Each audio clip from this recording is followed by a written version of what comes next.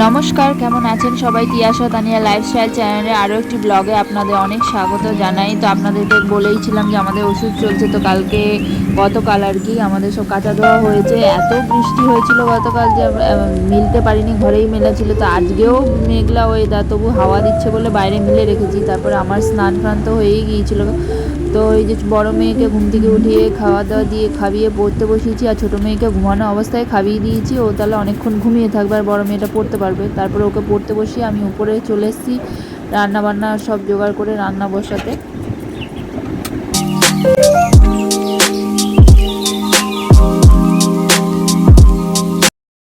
তারপরে আর রান্না করার পর ব্লগটা কন্টিনিউ করতে পারিনি, যে আমার ছোটো মেয়েটা এত বদমাশি দুষ্টুমি করে, ওকে ফোন দিয়ে বসিয়ে রেখেছিলাম।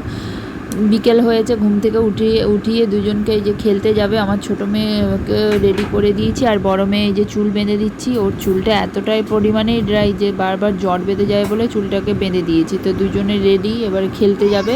ওদেরকে খেলতে পাঠিয়ে দিয়ে আমি একটু বিকেলের রান্নাটা করে নেবো, কেননা ছোটো মেয়ে থাকলে আমি একদম রান্না করতে পারি না, ও শুধু গ্যাসের কাছে চলে আসে। তো এই যে ওরা খেলতে যাবে আর এই ফাঁকে রান্নাটুকুনি করে দেবো। তারপরে বিকেলবেলা ওদেরকে একটু পড়তে বসাবো, না হলে তো আর পড়তে বসালেও খুব বদমাইশি করে। এই যে দুজনে এই যে বাইরে যাচ্ছে খেলবে, আর আমি এই ফাঁকে রান্না সব করে নেবো ওরা আসার আগে। তারপরে এই যে ওকে পড়তে বসাচ্ছি, আর ছোটো মেয়েটা কন্টিনিউয়াসলি বদমাইশি করে যাচ্ছে, না ও নিজে ফোন দেখবে না ফোন কাউকে দেখতে দেবে। তারপর আর পড়াচ্ছিলাম, যেহেতু ব্লগটা আর কন্টিনিউ করতে পারিনি, খাওয়া দাওয়া করে এসে রিলস শ্যুট করছিলাম।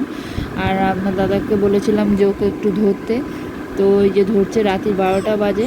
তো এই যে রিলস বানাচ্ছিলাম, রিলস বানিয়ে যে ও ঘুমায়নি, জেগে আছে, রাত্রি 1:30 2টো অবধি জেগে থাকবে।